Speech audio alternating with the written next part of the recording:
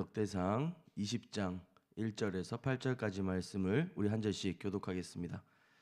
해가 바뀌어 왕들이 출전할 때가 되매 요압이 그 군대를 거느리고 나가서 암몬 자손의 땅을 격파하고 들어가 랍바를 에워싸고 다윗은 예루살렘에 그대로 있더니 요압이 랍바를 쳐서 함락시키매 다윗이 그 왕의 머리에서 보석 있는 왕관을 빼앗아 중량을 달아보니 금 한 달란트라. 그들의 왕관을 자기 머리에 쓰니라. 다윗이 또 그 성에서 노략한 물건을 무수히 내오고 그 가운데 백성을 끌어내어 톱과 새도끼와 돌서래로 일하게 하니라. 다윗이 암몬 자손의 모든 성읍을 이같이 하고 다윗이 모든 백성과 함께 예루살렘으로 돌아오니라. 이후에 블레셋 사람들과 게셀에서 전쟁할 때에 후서 사람 시브게가 키가 큰 자의 아들 중에 시베를 쳐 죽이고 그들이 항복하였더라. 다시 블레셋 사람들과 전쟁할 때에 야일의 아들 엘하나니 가드 사람 골리앗의 아우 라흐미를 죽였는데 이 사람의 창자루는 배틀째 같았더라.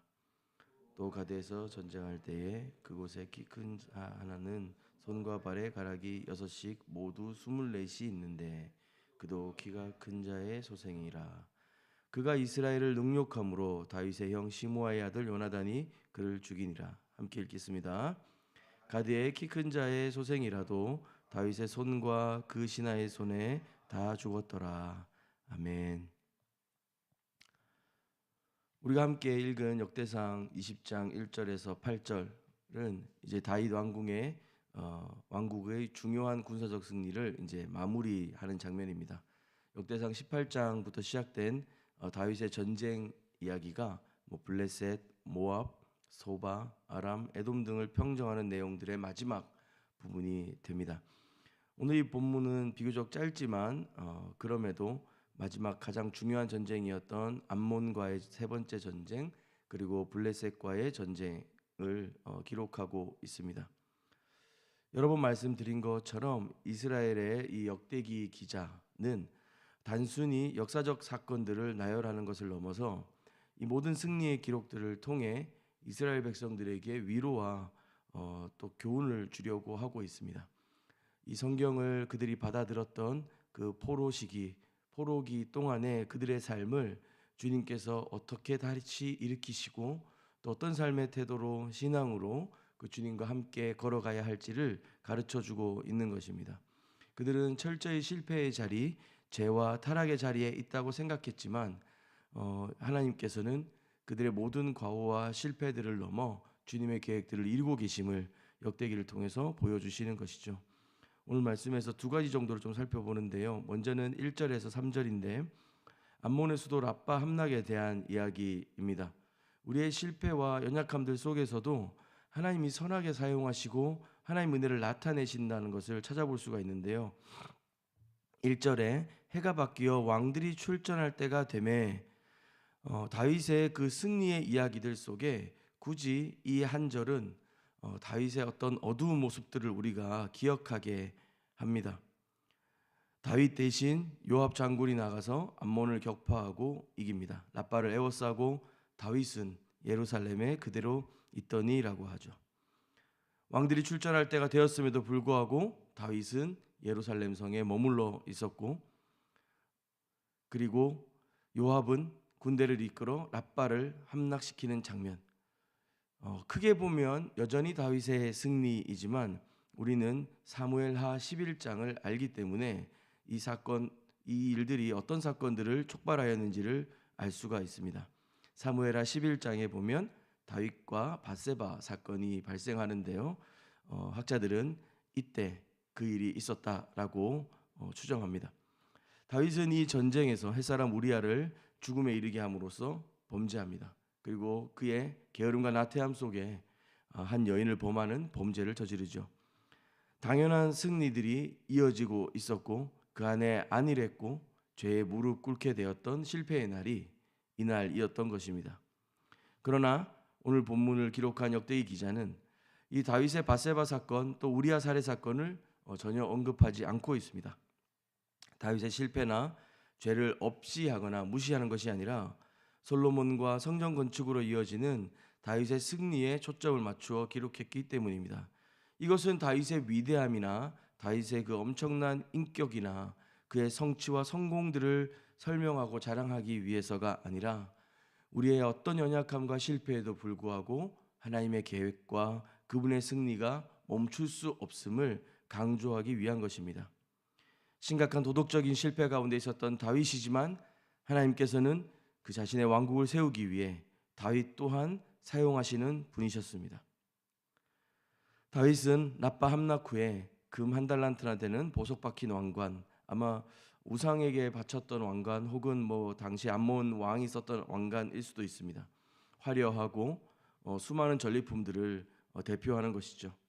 다윗의 연약함에도 불구하고 주님은 약속하신 승리, 내가 모든 족속이 내게 복종하게 할 것이다 하셨던 그 약속을 이루어 가십니다.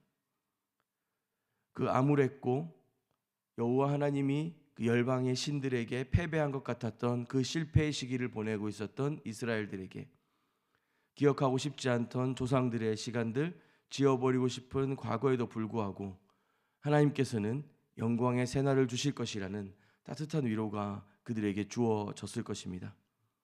우리에게도 들키고 싶지 않고 감추고 싶은 것들이 있습니다. 우리가 말하지 않고 숨겨두고 있으면 하나님도 모르실 거라고 생각하는 것들이 있습니다. 그러나 우리가 주님 앞에 다 쏟아놓고 믿음으로 나아갈 때에 우리의 실패와 실수와 연약함도 하나님 뜻 안에 새롭게 바꾸어 사용하시는 분이신 줄로 믿으셨으면 좋겠습니다. 아니라고 때로는 게으르고 나태한 우리의 삶 속에 우리도 모르게 그저 하나님을 멀리하고 하나님 백성다운 삶을 포기할 때가 있습니다. 그러나 주님은 다시 우리를 격려하시고 일어나도록 힘을 주십니다. 이어서 보면 평범한 자들을 통해 위대한 승리를 주시는 하나님의 능력을 우리가 또 볼 수가 있는데요. 20장에서 블레셋과의 전쟁을 다루고 있는 부분입니다. 4절에서 7절까지 말씀이 되겠는데요. 블레셋은 당대 막강한 군사력을 가지고 있었습니다. 실제로 문화적으로도 철기 문화를 가지고 있었고요. 청동기 무기를 가진 사람들하고는 전쟁에 비교가 되지 않을 만큼 강력했죠. 그리고 골리앗으로 대변되는 거인족들, 키가 큰 거인 장수들로 유명했었습니다. 오늘 본문에는 십부개, 엘하난 그리고 다윗의 조카 요나단이 각각 그 거인 장수들을 물리친 이야기가 나옵니다.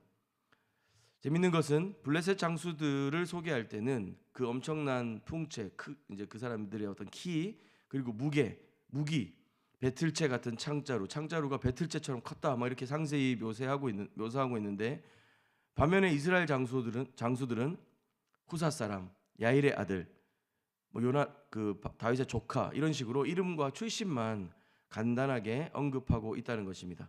4절에 보면 후사 사람 십부개가 키가 큰 자의 아들 중에 10배를 쳐 죽이매라고 했고요. 5절에 보면 야일의 아들 엘하난이 가드 사람 골리앗의 아우 라흐미를 죽였는데 이 사람의 창자루는 배틀채 같았더라라고 소개하고 있고요. 6절에도 뒤에 보면 키 큰 자 하나는 손과 발가락이 6씩 모두 24이 있는데 그도 키가 큰 자의 소생이라. 그가 이스라엘을 능욕함으로 다윗의 형 시므아의 아들 요나단이 그를 죽이니라라고 말하고 있습니다. 이 평범한 이스라엘 사람들, 비교적 이 블레셋 사람들에 비하면 그렇게 소개할 것이 마땅치 않았던 사람들일지도 모르겠습니다. 반면에 그들이 상대하는 블레셋 장수들은 골리앗 이름만 들어도 그들의 역사의 가장 큰 대적이었고 그냥 눈앞에 있다고 생각했을 때 막막한 대적들이었을 것입니다. 그 둘을 비교하고 있는 것이죠. 그러나 우리는 알고 있습니다. 하나님께서 이 평범한 이스라엘 사람들과 함께 하셨으므로 여호와의 이름을 망령되이 일컫고 이스라엘을 저주하고 무시하고 있는 골리앗 앞에 다윗이 그 물맷돌을 돌리며 달려갔었고 그리고 그 싸움의 승리는 여호와의 승리였다는 것을 말입니다. 그와 같이 자신들의 힘이 아닌 블레셋의 거대함을 뛰어넘는 하나님의 위대한 능력에 의지하여 이 전쟁에 참여하고 믿음으로 도전한 자들에게 하나님은 승리를 허락해 주셨습니다. 승리의 원천이 다윗의 승리의 모든 승리의 원천이 하나님의 능력이었던 것처럼 다윗이 가는 곳마다 여호와께서 이기게 하셨던 것처럼 함께하는 이 평범한 자들에게도 하나님의 능력이 충만하게 임한 것이었습니다. 패배감에 젖어 있었고 그 고대 근동 지역의 열강들 아래 그 땅도 제사 드릴 성전도 회복할 수 없었던 그 포로기의 이스라엘 백성들에게 큰 희망과 용기를 주었을 것입니다. 마주하는 현실이 버겁고 상대는 너무나 막대하고 위협적일지라도 위대한 하나님을 신뢰하고 용기를 내면 그 하나님의 손이 우리를 붙들어 주실 것이다 라고 그들은 붙잡아야 했을 것입니다. 그리고 그렇게 하나님께서 그들을 먼저 붙드신다는 것을 듣게 되었을 때 이 말씀을 통해 그들은 큰 위로를 얻었을 거라고 생각합니다. 우리 삶에도 이 거대한 블레셋 장수와 같은 위협적인 상황들 감당하기 버거운 현실들이 있을 것입니다. 그러나 우리는 그 하나님의 위대하심을 믿고 순종함으로 평범하고 다를 것 없고 일상적이고 반복되는 우리의 삶이지만 자랑할 것 없고 때로는 스스로 너무 별거 아닌 것 같아서 위축되고 자존감이 떨어진 그때에도 우리가 하나님의 힘과 승리로 우리가 가는 곳곳마다 주님이 일하시고 역사하실 것을 믿으셨으면 좋겠습니다. 오늘 말씀 맨 마지막에 보면요 8절입니다.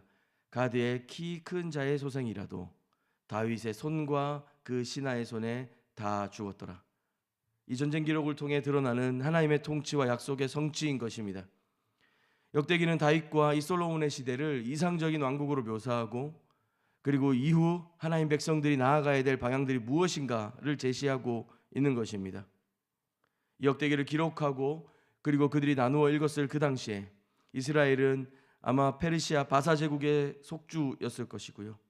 군사력이 미약하고 그들의 삶이란 것은 참 보잘것 없었을 것입니다. 그러나 이 모든 역사가 힘의 역사가 아니라 하나님의 역사라고 하는 것을 보여주고 강조하고 있습니다. 인간의 힘이 아니라 하나님의 개입과 일하심이고 하나님의 주권이고 소관이며 하나님께서 자기 백성을 위해 싸우신다는 것을 기억하게 하는 것입니다.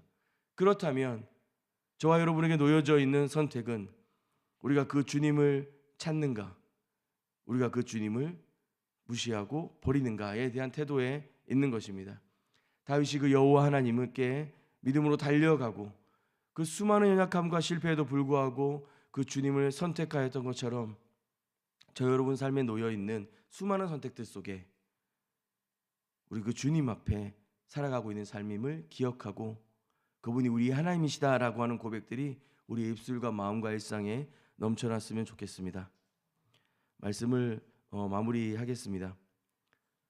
이 다윗의 승전의 기록들, 단순한 군사적 업적들을 넘어서 다윗에게 주셨던 역대상 17장의 그 승리의 약속들, 그 언약들의 성취들을 보여주고 있습니다. 다윗의 연약함과 죄에도 불구하고 약속을 신실하게 이루셨습니다.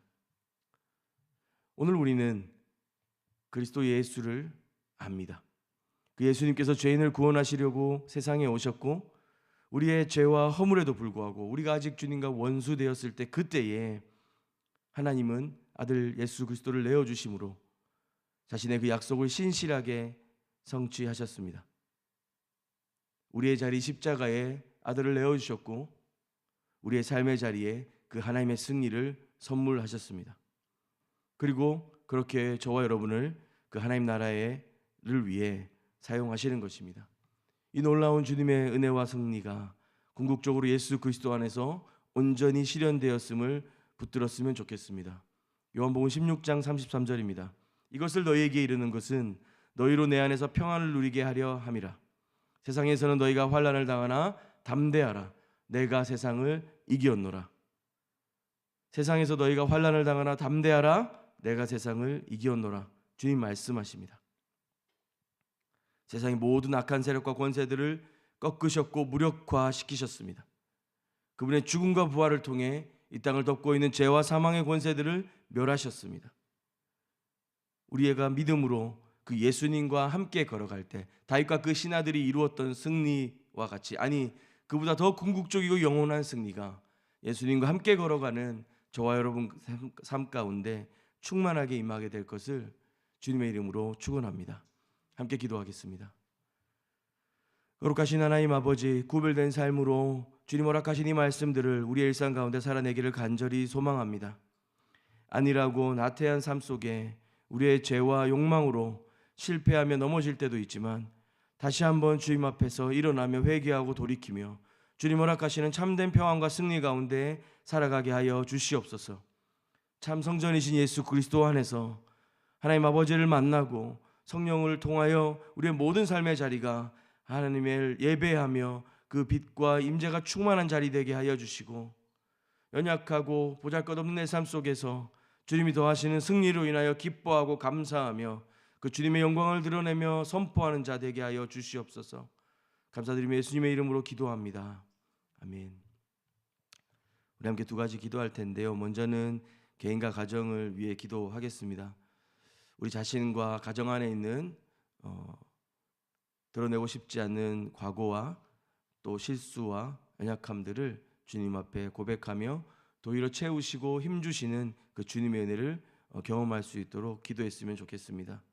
그를 통하여 평범한 자들을 통하여 위대한 승리를 이루신 그 주님의 은혜와 그 일하심들을 경험하고 누리고 나눌 수 있는 우리 자신과 우리 가정 될 수 있도록 그 돌파와 승리를 경험하는 거룩한 삶, 또 거룩한 임재가 가득한 가정 될 수 있도록 기도했으면 좋겠습니다. 이어서 기도하실 때 교회와 나라를 위해 중보하실 텐데요.